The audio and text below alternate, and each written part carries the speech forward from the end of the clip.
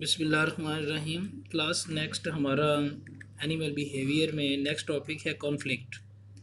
Conflict aggression behaviour को कहते हैं। तो आपको पता है कि कॉन्फ्लिक्ट किस बेस पे होते हैं, किस चीज़ का झगड़ा है, खाने का, रहने का, रिप्रोड्यूस करने का और ख़ुद को डोमिनेट ज़ाहिर करने का। तो यही 4 कॉजेज़ जो हैं हम एनिमल किंगडम में देखते हैं, जो कि बेसिस हैं, जो कि किसी भी कॉन्फ्लिक्ट का बेस होती हैं। तो 4 कॉजेज़ हैं, उस पर हम ग्रेजुअली बात करेंगे। फूड है, रिप्रोडक्शन है, स्पेस है और उसके बाद टू बी डोमिनेंट। तो सबसे अहम बात यह है कि जो अपना डोमिनेंस जो स्टेटस है उसको सेट करने के लिए एनिमल आपस में कॉन्फ्लिक्ट उनका होता है। तो पहला पॉइंट हम इसमें यही देखते हैं, conflict among the group members. अच्छा, इसमें मैं एक बात आपको बताता चलूँ कि जो अग्रेशन बिहेवियर है या कॉन्फ्लिक्ट है वो होता है among the member of same species. उसका जो फ़ायदा है वो यही है कि वो आपस में यही 4 जो कॉजेज़ हैं इन्हीं के लिए वो कोशिश करते रहते हैं ताकि अपनी डोमिनेंस हियरार्की को वो मेंटेन रख सकें। तो इसकी शुरू में हम डेफिनेशन भी देखेंगे। बहरहाल ये इसका फर्स्ट है डोमिनेंस। डोमिनेंस क्या है? इज़ द एबिलिटी, ये आपको समझ नज़र आ रहा है, of one animal to assert itself over the others in acquiring the access to the limited resources.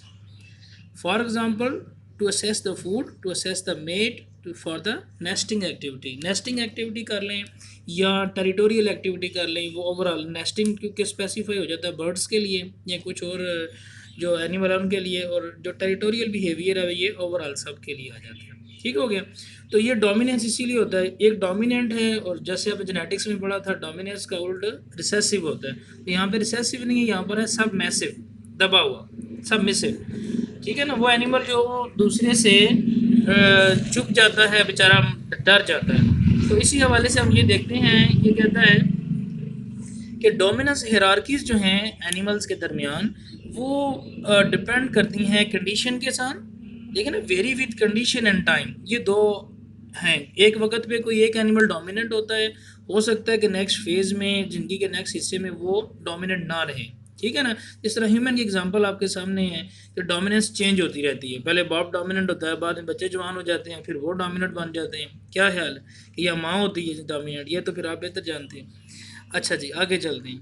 The simplest form of dominance hierarchy is the despotism.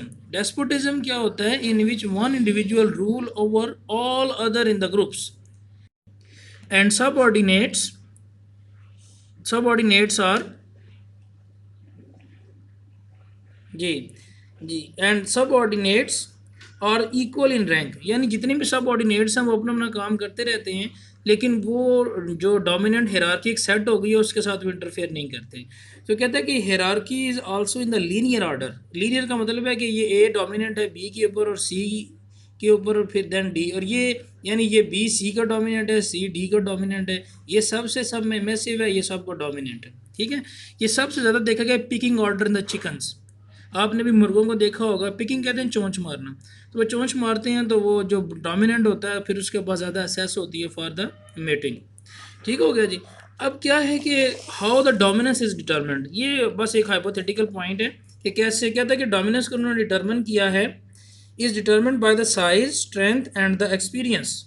ये 3 करेक्टर हैं जी। जो सीनियर के पास ज़्यादा होती हैं उसका साइज़ बड़ा होता है, उसकी स्ट्रेंथ ज़्यादा होती है, उसके पास एक्सपीरियंस ज़्यादा होता है, तो वो डोमिनेंट होता है। जिसके पास ये नहीं होती वो रिसेसिव होता है या सब मैसिव होता है, वो लूज़र होता है जो जिसके पास ये नहीं है।